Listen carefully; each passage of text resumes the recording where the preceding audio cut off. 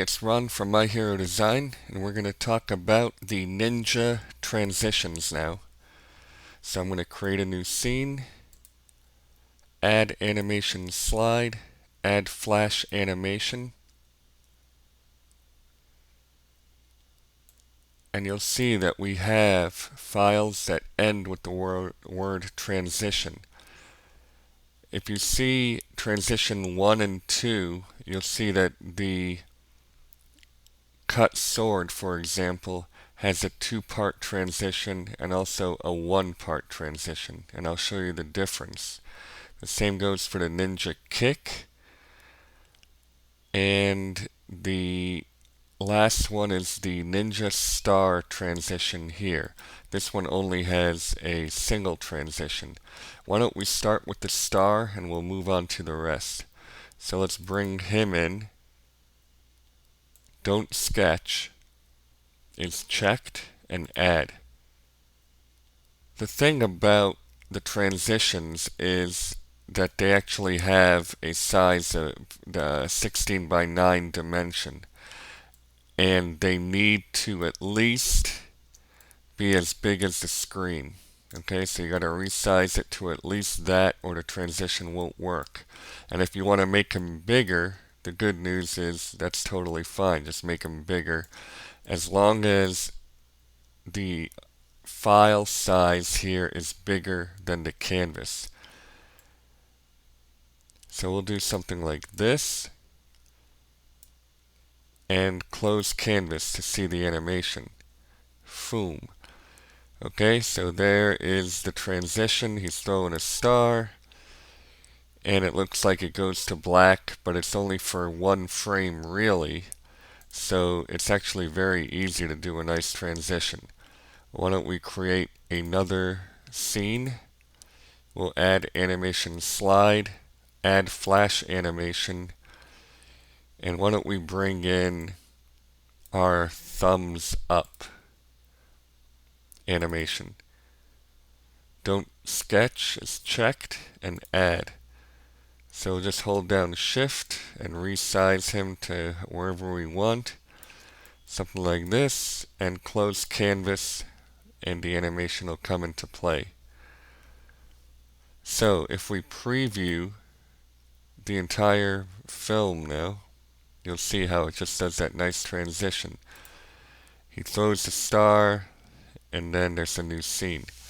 We can make this more effective, of course, if we add a background to each scene. So why don't we go in to the Scene tab, Gallery.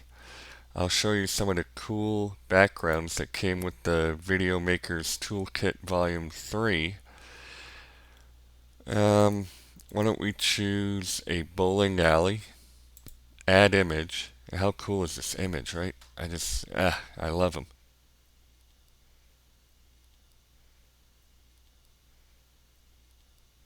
Look, it's like we're watching a TV show here. It's insanely good. And on this one, why don't we go to the gallery, go down to those images. Why don't we put them in a hallway? Open canvas, and we'll put them right on the doormat. How's that? And again, it looks like we're watching a TV show here or animated movie. This is all you need for a professional video. It's pretty amazing. Let's preview what we have now. I agree. I give it a thumbs up too. Let's watch it one more time. And that's how you do a scene transition with the star. Amazing. Now if I want to tweak this a little bit, I will have him hold his thumbs out a little bit longer. So how do I do that? I go to the SWF tab. I'm going to pause where I think the thumbs up take place, which I think is somewhere around 70 frames. And I'll have him hold that out for 2 seconds, which is 48 frames, if 24 frames is 1 second.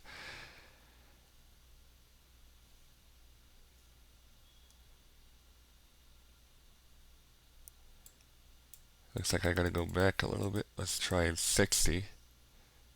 There we go. Alright, so it doesn't take long at all to find out where you want to pause it, what that frame count is. We see the total is 96 for the entire animation. So we know somewhere in the middle of that he's going to be holding out his thumbs, and that's at frame 60 here. So if we play that again, he holds it out just a little longer. Done. And then action after, I can hold that out and delay the end of the scene a little bit too. Let me see if that's correct.